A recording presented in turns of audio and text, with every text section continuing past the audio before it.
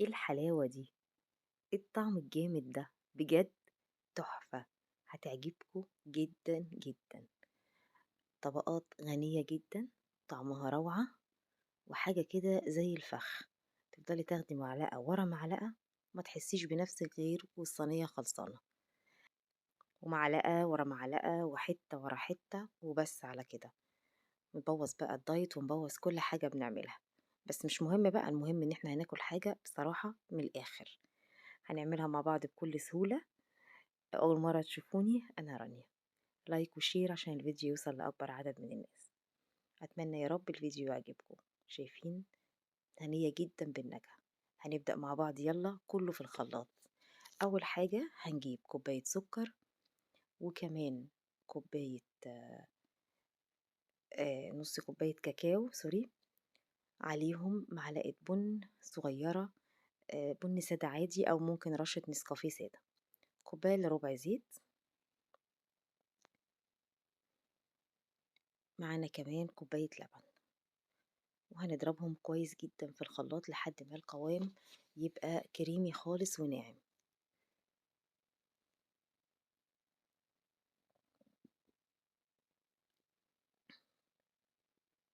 شايفين القوام عامل ازاي؟ لسه فيه محبب شوية، لا هنضرب لحد ما يبقى كريمي خالص بالظبط زي ما انتوا شايفين كده، في منتهى الجمال.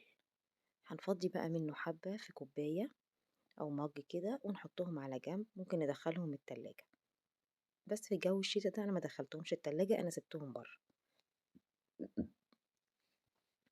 برضو في نفس الخلاط هنكسر عليهم بيضتين ونحطهم. احنا كل شغلنا النهاردة في الخلاط، يعني مش هنعمل اي حاجة تانية. في المرحلة دي انا مولعة على الفرن علشان ندخل الكيكة على فرن سخن زي ما احنا عارفين.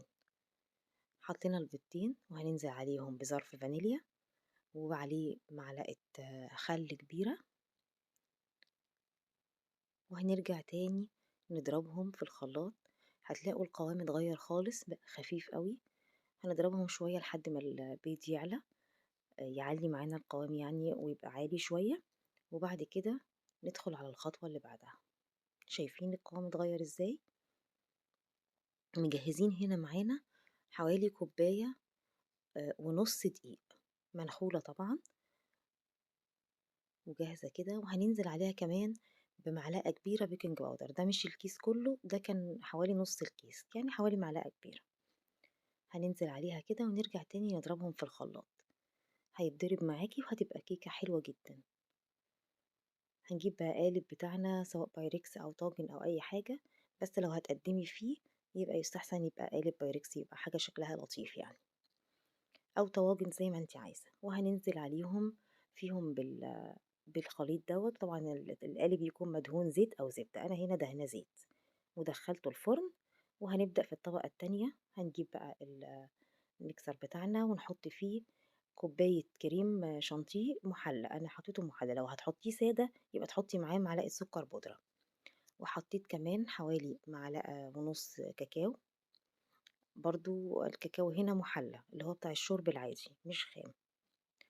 وهننزل عليهم بحوالي كوباية إلا ربع مية، لأني مش عايزة الكريمة تبقى تقيلة، أنا عايزاها خفيفة، طبقة خفيفة، فمش هتبقى تقيلة قوي. وهنضربه كويس جدا وهوريكم القوام بتاعها، هيبقى خفيف. ضربناها هنا كويس قوي، شايفين قوامها خفيف خالص. وهنيجي هنا بقى، طلعت الكيكة وسبتها بردت شوية كمان، وكانت عالية بقى، مش عايزاها في العلو ده، أنا عايزة أخف يعني أشيل الحتة العالية اللي في النص دي. فحددتها بالسكينة زي ما انتوا شايفين كده.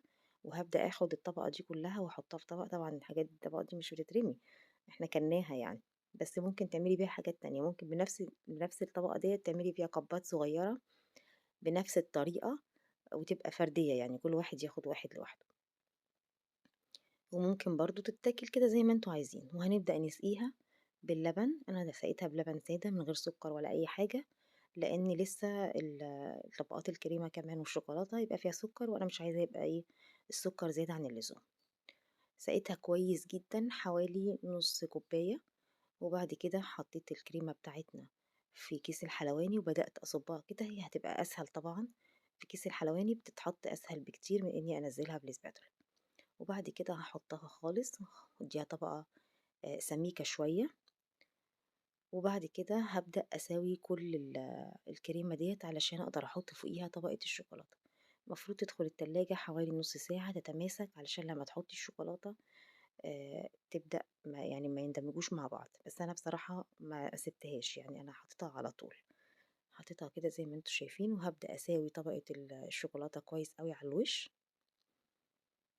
ممكن ممكن في المرحلة دي تسيبيها كده ما فيهاش مشكلة على حسب الرغبة. بس أنا كان عندي شوكولاتة فبشرتها وحطيت زي ما انتوا شايفين كده طبقة يعني طبقة حلوة كبيرة، يعني مش طبقة خفيفة من الشوكولاتة المبشورة. وبصراحة دي زودت كمان الطعم وخليته حلو جدا، مع الشكل كمان بقت في منتهى الجمال. والطعم بقى خرافي، طبقات كلها بجد زي ما انتوا شايفين كده روعة. أتمنى يا رب يكون الفيديو عجبكم. لايك وشير عشان يوصل لكل الناس.